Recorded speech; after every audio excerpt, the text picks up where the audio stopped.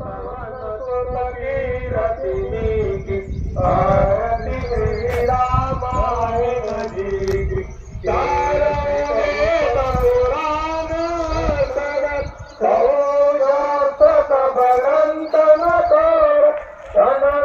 हमारा नरसिंह मंदिर देवस्थान माडगी गांव में नदी किनारे तहसील मोहाड़ी जिला भंडारा महाराष्ट्र में स्थित है और माँ वैनगंगा के बीचों बीच स्थित पहाड़ी पे स्थित है।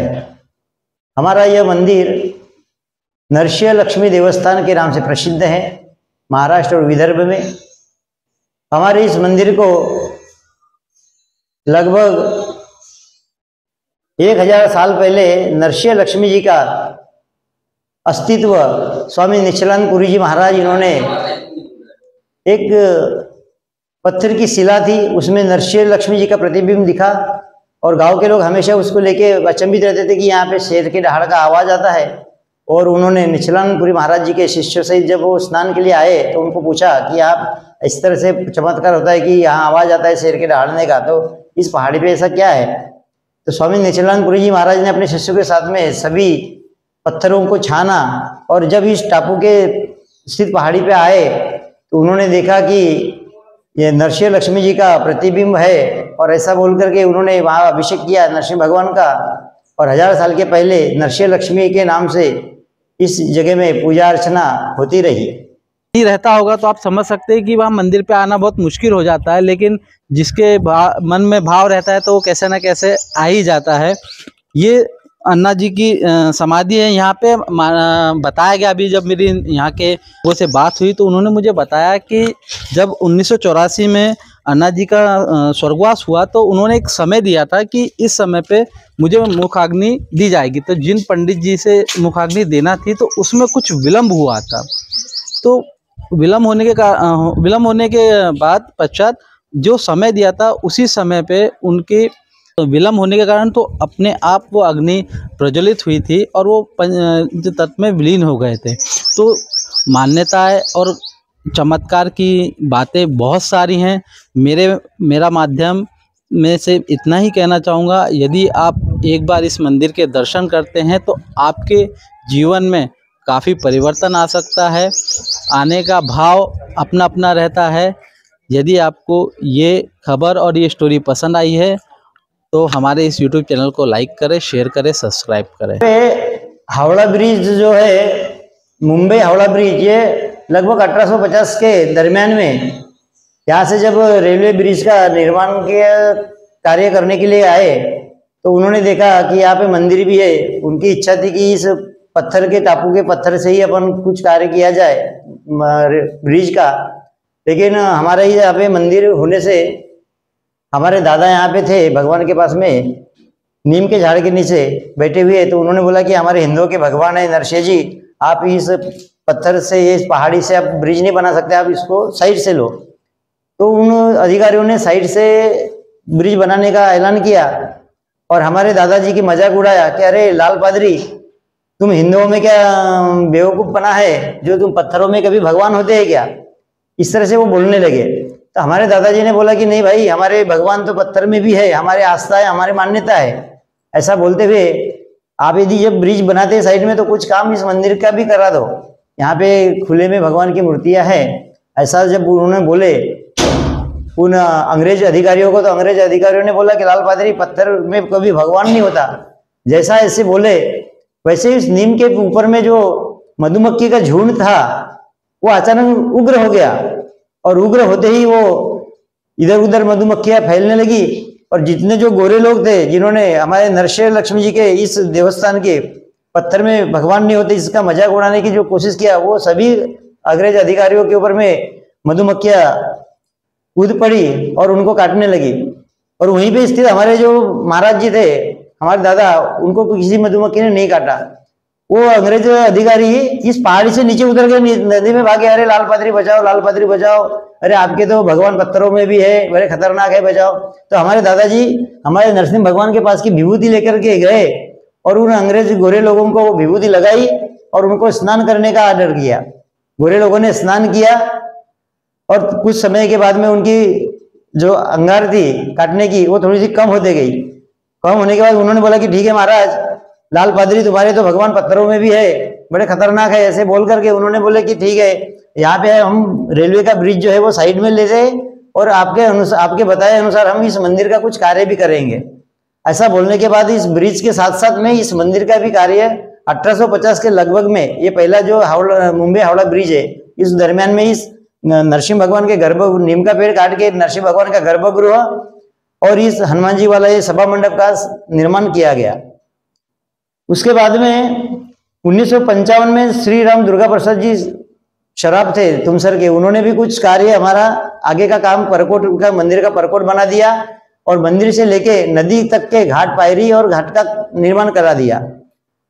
उसके बाद में हमारे इस टेकड़ी पे एक महान संत हनुमान दास जी अन्ना जी महाराज लगभग 1950-55 के दरमियान आए और हम नरसिंह भगवान के चरणों में आकर के उन्होंने हमारे जो दादा थे तुलसीदास जी पुरी महाराज को बोले कि महाराज जी मुझे इस यहाँ पे कुछ साधना करनी है भगवान की, तो आप मुझे यहाँ रहने की अनुमति दीजिए।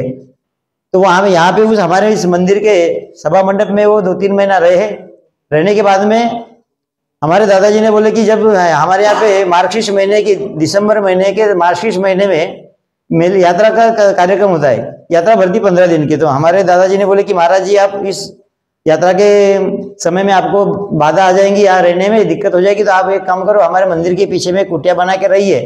ऐसा बोलने के बाद हमारे दादाजी के मार्गदर्शन से हनुमान दास जी अन्ना जी महाराज इन्होंने हमारे मंदिर के भगवान नरसिंह जी के मंदिर के पीछे में अपनी कुटिया बनाई। घास की कुटिया बनाते बनाते महाराज जी सिद्ध पुरुष बने, आज उनका आश्रम बना और उनके हजारों लाखों शिष्य बने हैं। और उसी मुताबिक हमारा नरसिंह भगवान का भी मंदिर का भी कार्य थोड़ा बढ़ते रहा है। और यहाँ पे हमारा ऐसा चमत्कार है कि कई बार हमारे आने वाले भक्तों को नरसिंह भगवान के गले में स्वयं शेषनाग जी का दर्शन हुआ। और हमारे गांव के देवाड़ा गांव के एक भक्त थे सोनेवानी जी करके, वो भी नरसिंह भगवान के बड़े भक्त थे और अन्ना जी महाराज के भी भक्त थे वो। तो वो अन्ना जी महाराज के दर्शन करने के बाद जब हमारे नरसिंह भगवान के मंदिर में आए 11 बजे आकर के उन्होंने अपनी पूजा अर्चना और प्रार्थना शुरू की।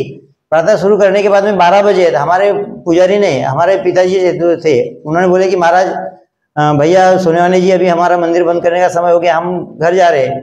तो सोनेवानी जी ने बोला कि महाराज आप एक काम करो, आप निकल जाओ, मैं भगवान का पूजा अर्चना करता हूँ, ध्यान करता हूँ, उसके बाद में मैं आऊँगा, मंदिर बंद मैं खुद कर लूँगा। फिर हमारे दादाजी ने उनको चाबी दे दिया पिताजी ने और वो चले गए। सोनेवानी जी यहीं पे बैठे थे जहाँ आप बैठे, यहाँ इस तब ये खंबे के पास में बैठ करके नरसिंह भगवान का ध्यान धारना चालू किया। जैसे उन्होंने 12-12:30 बजने के समय में जैसे नरसिंह भगवान का ऐसा चमत्कार हुआ कि नरसिंह भगवान के पीछे से एक चूहा आया और वो जो पद्मासन लगा के बैठे थे नरसिंह भगवान के ध्यान में, तो वो चूहा उनके पैर के ऊपर में गया। पद्मासन लगाए हुए उनका जो था पैर, उसके ऊपर में वो गए। जाने के बाद में उनको उस चूहे ने परेशान कर दिया। उनको ऐसा लगा कि ये चूहा मुझे अभी प्रार्थना तो करने नहीं दे रहा है, अब देखो मैं इस चूहे का ही अपन मजा ले लो। तो उन्होंने क्या किया कि चूहे को भगाने के लिए एक अगरबत्ती जली हुई पकड़े और चूहे के पीछे पीछे अगरबत्ती लेके वो पूरा मंदिर तक वो चूहा घूमा। पूरा मंदिर तक के वो सोनेवानी जो गृहस्थ थे वो भी उस चूहे के पीछे पीछे पूरे मंदिर में घूमे। और जब वो पूरे मंदिर में घूमते घूमते वो चूहा और पुनः नरसिंह भगवान की, हमारे नरसिंह लक्ष्मी जी की मूर्ति के पीछे में चले गया। सोनेवानी जी को लगा कि भगवान की मूर्ति के पीछे में चूहा चले गया, अब तो कहीं जाएगा नहीं। सोनेवानी जी ने अगरबत्ती पकड़ा और उस भगवान के पीछे में हाथ डाला। जैसे उन्होंने भगवान के पीछे में अगरबत्ती पकड़ के हाथ डाला, वैसे उनके उंगली को काट दिया। जब उनके उंगली को जब काटा तो उनको लगा अरे ये तो चूहे ने काट दिया। तो सोनेवानी जी जो थे अकेले थे हमारे मंदिर में, अब उनको लगा अब चूहे ने काटा, तो उनको तो चूहा ही दिखा भगवान के पीछे जाते हुए। तो उन्होंने बोले कि अभी चूहे ने काटा, कोई उन्होंने सीरियस कुछ लिया नहीं। फिर भी वो हमारे मंदिर के पीछे जो कुटिया बना के रह रहे थे स्वामी अन्ना जी महाराज, उनके तरफ में गए और उनको अपनी हकीकत सारी बताई। और बताने के बाद में हमारे अन्ना जी महाराज जी ने उनको दिशा निर्देश दिया कि आप एक काम करिए, आप गाँव में जाइए और सबको बता दीजिए कि मुझे चूहे ने काटा। ऐसा बोल करके उन्होंने निर्देश दिया। वो सोनेवाने जी उनके कुटिया से निकले और गांव में न जाते हुए, उनके कहने का भी अपमान हुआ, गांव में न जाते हुए वो अपने खेत पे चले गए। खेत पर के जाकर के उन्होंने अपने खेत पे कुछ काम किया और जब उन्हें और थोड़ा थकावट महसूस हुई तो वो पेड़ के नीचे सो गए। ऐसा करके वो 4 बजे तक के बंदे अपने खेत पे सोए। जब 4 बजे उनकी तबीयत ज्यादा बिगड़ने लगी तो वो खेत में कोई और बाजू में था, उसको बोले कि भैया मेरी तबीयत ठीक नहीं लग रही है, मुझे घर पहुंचा दो। तो किसी बाजू के खेत वाले ने उनको घर में पहुंचा दिया। घर में पहुंचने के बाद उन्होंने घर में सारी बातें यहाँ की मंदिर की घटी हुई बताई और बताने के बाद भी इनकी ऐसी तबीयत खराब हो गई और बाद में जब जैसी तबीयत खराब हो गई उनको हॉस्पिटल ले जाने की कोशिश की उन्होंने, लेकिन हॉस्पिटल में उनको मृत घोषित कर दिया गया। इस तरह से हमारे नरसिंह भगवान जी का चमत्कार, भक्तों की परीक्षा भी देखते हैं। तो इस तरह से हमारे यहाँ पे बहुत सारी चमत्कारें हुई। अपने मुख्य आयोजन क्या क्या होते हैं यहाँ पे? हमारे यहाँ पे मुख्य आयोजन होता है मार्गशीर्ष महीने में 15 दिन का यात्रा का कार्यक्रम होता है। यात्रा भरती है यहाँ पे 15 दिन की, और उसके 15 दिन बाद स्वामी अन्नाजी महाराज, हनुमंताजी जी महाराज जो महान तपस्वी संत यहाँ हुए हैं, उन संत की पुण्यतिथि का भी कार्यक्रम मुख्य स्वरूप से होता है। मार्गशीर्ष महीने में मेला होता है और मार्गशीर्ष महीने के बाद अमावस्या से फिर अन्नाजी महाराज जी का पुण्यतिथि का कार्यक्रम होता है। उसके बाद में फिर गुड़ी पाड़वा का कार्यक्रम होता है, महाशिवरात्रि का भी कार्यक्रम होता है, नदी में गंगा जी में यात्रा का कार्यक्रम होता है, यात्रा भरती है। उस तरह से संक्रांत को होती है और बाद में मई महीने में नरसिंह जयंती का कार्यक्रम भी यहाँ पे बड़े हर्षोल्लास से और भव्यता से होता है। यहाँ इस नरसिंह भगवान और लक्ष्मी जी के कुछ नियम वगैरह कुछ ऐसे हैं, अगर भक्तगण जानना चाहे जैसे के माध्यम से अपन जाएंगे भक्तों के पास, कुछ नियम वगैरह उसके? हमारे नरसिंह भगवान का मंदिर में नियम ऐसा है कि हम बेल्ट पहन के गर्भगृह में प्रवेश नहीं करने देते और विशेष करके यहाँ पे धोती कुर्ता ये पहन के ही जाने का नियम है। यहाँ पे सुबह 7 बजे आरती होती है, प्रातः, दोपहर की आरती होती है और बाद में शाम की 7 बजे एक आरती होती है। और हर महीने अन्नाजी महाराज जी के जो लग के हमारे मंदिर को लग के आश्रम है, उस आश्रम में महाराज जी के हर महीने को सत्संग का कार्यक्रम होता है। 200 से 300 लोगों का महाप्रसाद और सत्संग, भजन और प्रार्थना का कार्यक्रम हर महीने को लिया जाता है अमावस्या के दूसरे दिन, प्रतिपदा को, प्रतिपदा।